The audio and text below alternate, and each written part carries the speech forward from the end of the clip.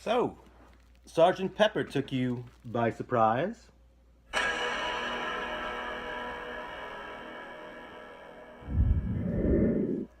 Even before the May 26th release of the 50th anniversary edition of Sgt. Pepper's Lonely Hearts Club Band hit the market, Giles Martin, who worked on the stereo remix, made a comment to the BBC about how the Beatles' White Album would be the next release.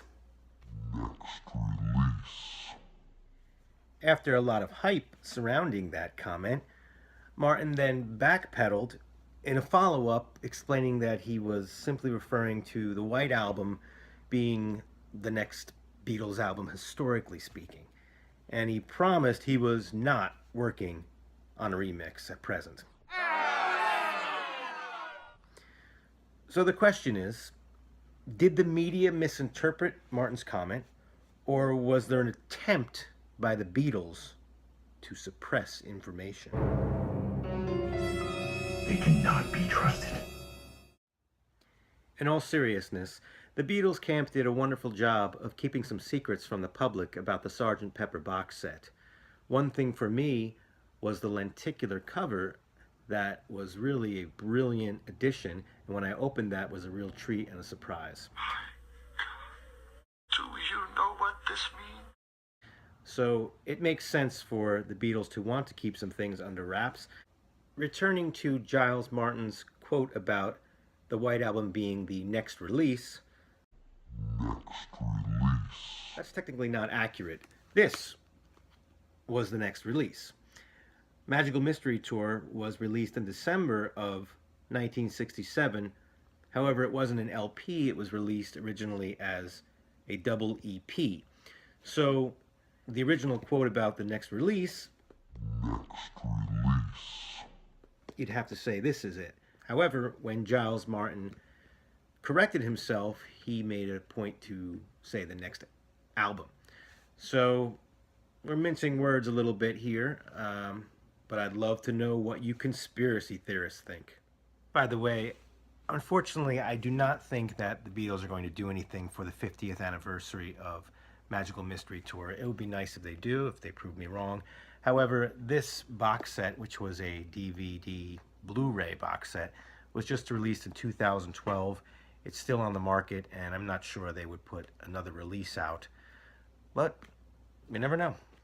Now let's take a look at the history of the White Album from the original release and then skipping over to the digital age. Okay, just try it.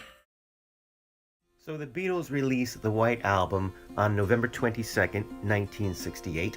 I do not own a vinyl copy, so what you are looking at is actually Ringo Starr's copy. The album as originally released had the title, The Beatles, embossed on the front cover. They were also numbered. It was a gatefold sleeve. There were 4 portraits, one of each of the Beatles, as well as a poster with a photo collage on one side and the song lyrics on the other side. Ringo Starr had copy number 1, which he recently sold off at auction for crazy money. In 1987, when the Beatles joined the digital age, the White Album received its first CD release. It was originally released in a long box as 2 separate jewel cases, and they were numbered as the original vinyl albums were.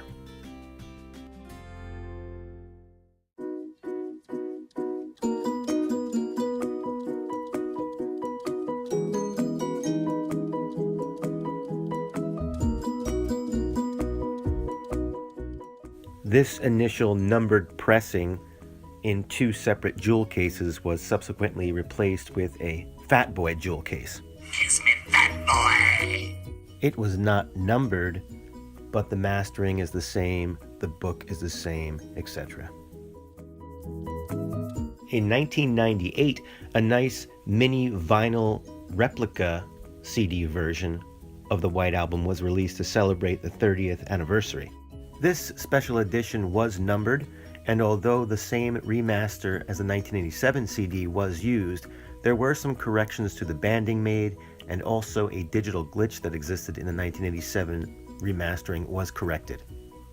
It's great, it's sold, it's the bloody Beatles White Album, shut up. September 9th, 2009, the Beatles released their entire core catalog in a remastered format. They get a major upgrade, the White Album included. The White Album was a nice fat digipack that opened up into 4 panels. You see those famous portraits in the digipack itself. It also included the poster and the Apple logo on the CDs themselves. The booklet also got an upgrade to include some rare photographs, recording notes, and historical information.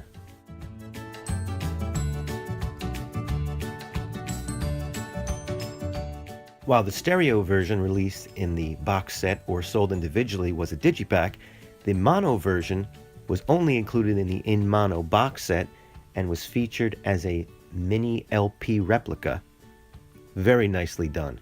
The stereo version of the White Album is still widely available as part of the original studio recordings box set or individually, and the mono version is still widely available as part of the in mono box set. Both are still available at present. I will also mention this release that came out in 2014 and an encore pressing in early 2015. It is the stereo version presented in a mini LP replica format like the in mono box set. The stereo remastered from 2009 was used, and it also includes the same booklet from the 2009 release, but it's in the mini LP format. Exquisitely done. I'm not typically big on unofficial releases, but I feel this one is worth mentioning. I picked this up on Amazon. It is a disc that features the demo versions of many of the White Album songs. So that's my collection of the Beatles White Album on CD at present. I put a lot of money and thought into the whole thing. So I leave you with this thought and some food for discussion. If a 50th anniversary edition White Album Super Deluxe Box Set is in the works, what will be in it? Let's say it's released in November of next year, 2018. What will they possibly put on it? What would you want to see on it? Obviously, a nice stereo remix would be cool. However, it's not the same thing as Sgt. Pepper, where you have a great mono mix and a stereo mix that left something to be desired. Moving into stereo for the White Album, stereo mix is not too bad. Still, it would be interesting to get a more modern stereo remix. I'm not sure if it's worthwhile to put the mono on there, but you let me know what you think. Outtakes, there are a ton of them, from what I understand.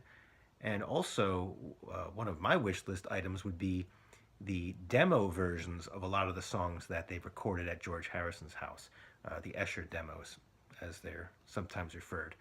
Some of these were on the Anthology 3, I think it was, and they're great. And there's some unreleased songs out there, including Child of Nature, Circles is another one, and I think Sour Milk Sea. So it would be cool to have some cleaned up versions of those demos, maybe some outtakes, stereo remix, possibly the mono.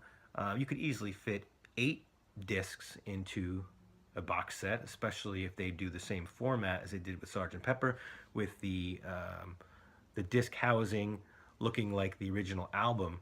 They could easily fit 8 discs in there, and it's a double album, so why the hell not? If you enjoyed this video, please like and subscribe and leave a comment. It would be very much appreciated. Thank you.